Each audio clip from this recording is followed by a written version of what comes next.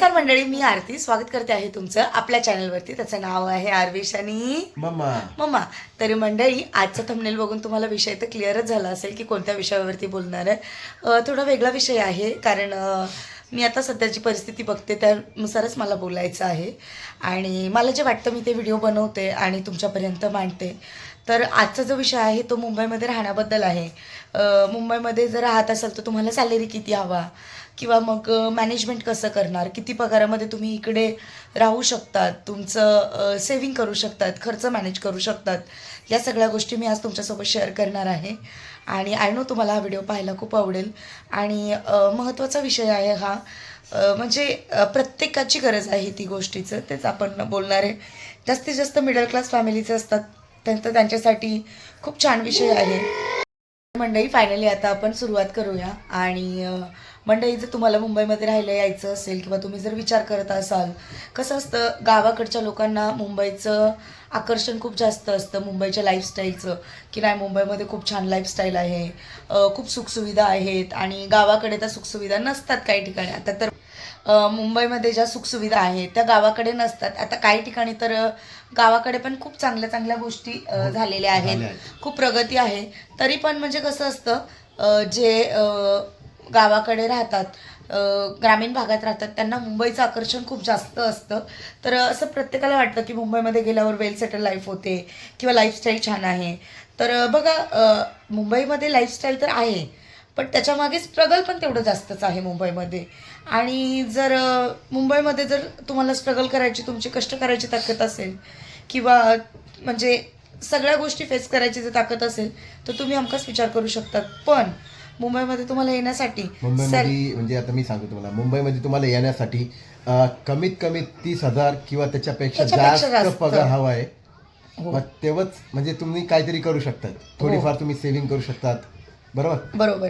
आणि जर तुम्हाला जर कमी पगाराची नोकरी असेल, म्हणजे तुम्हाला 15,000 20,000 पगाराची नोकरी जर मुंबईमध्ये मिळत असेल आणि तुम्ही एकटेच कमावणारा असाल, तुमच्या मागे कुणाचा सपोर्ट नसेल, बरोबर आहे, किंवा तुम्ही कर्ता पुरुष म्हणून घरामध्ये एकटे कमवत असाल, तर तुम्ही मुंबईमध्ये येण्याचा विचार अजिबातच करू नका. मी स्पष्ट ते सांगून देते आणि स्पष्ट बोलते. आता हे मत भरपूर जणांना आवडेल किंवा नाही आवडणार, प्रत्येकाचा विषय असतो की आम्ही का नाही, 20,000 पगारामध्ये तुम्ही येऊ नका का.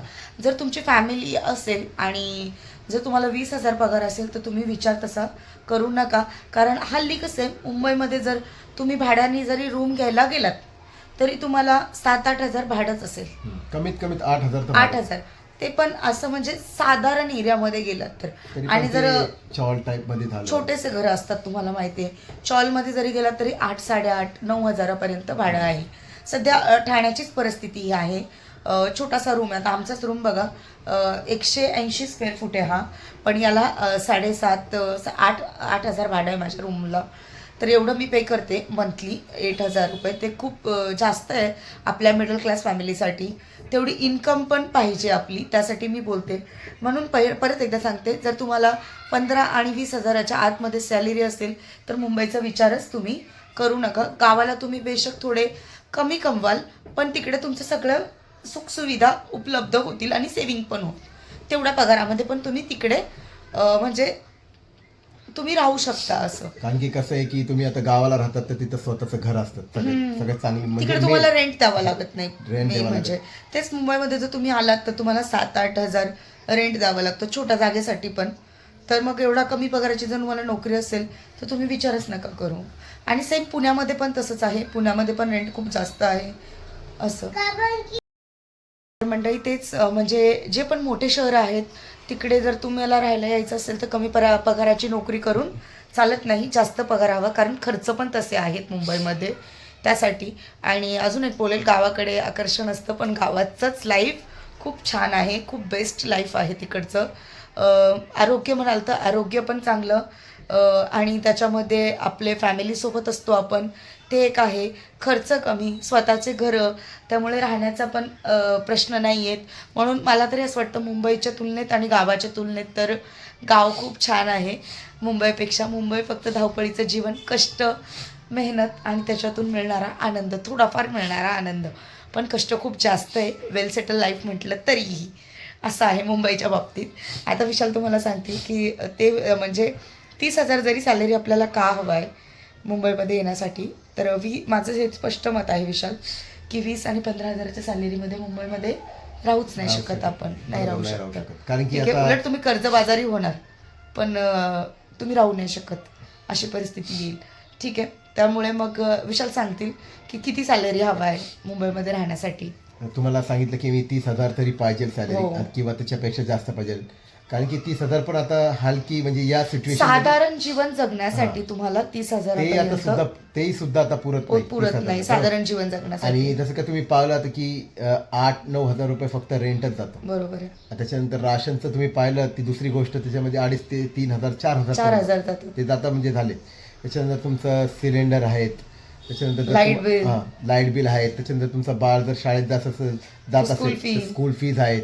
आणि तुम्ही साधारण जर काय भाजीपाला पण तुम्ही घ्यायला गेले मार्केटला तर 500-600 रुपये तुमचे असेच निघून जातात. दवाखाना राहतो मध्ये, दवाखाना झालं जसं कोणी आजारी पडलं तसं एक टायमाला जरी दवाखान्यात गेलं तर 1,000, 1,500, 2,000 रुपये सहजच लागून जातात. कधी माझी बायको आरती आजारी पडते, म्हणजे पडली तर, किंवा माझं बाळ किंवा मी आम्ही आजारी पडलो तर 1,000-1,500 रुपये असंच हॉस्पिटलला निघून जातात, क्लिनिकला निघून जातात. मग त्याच्यामुळे की हे सगळं मॅनेजमेंट होतं, किंवा मग हे 30,000 पण एवढं मॅनेज नाही होत जर तुम्ही भाड्याने राहत असाल तर मुंबईमध्ये. त्याच्यानंतर ते साईडला सोडून सुद्धा पण तुमचा डेलीचा काय खर्च असेल, भाजीपाला, दूध लागतं, भरपूर गोष्टी असतात. त्याच्यामध्ये एवढा कमी पगारात या सगळ्या गोष्टी ऍडजस्ट नाही होत असं. आणि अजून म्हणाल तर सेव्हिंग करायचं तुम्ही विचार सोडूनच द्या त्यासाठी. जर तुम्ही दोघंही कमवत असाल तर मग गोष्टी वेगळी आहे. पण जर तुम्ही कर्ता पुरुष म्हणून जर एकटा माणूस कमवत असेल तर तुम्हाला म्हणजे जर मुंबईमध्ये यायचं असेल तर कमीत कमी तुम्ही जी नोकरी बघाल ती तुम्हाला 40,000 किंवा 40,000, 50,000 40,000 पर्यंत पाहिजे तुम्हाला, तरच तुम्ही मुंबईमध्ये राहू शकता. हे क्लिअरली आहे. जर तुमचं स्वतःचं घर असेल तर परिस्थिती थोडीशी वेगळी होईल, पण याच्या व्यतिरिक्त जास्त तर काही होणार नाही.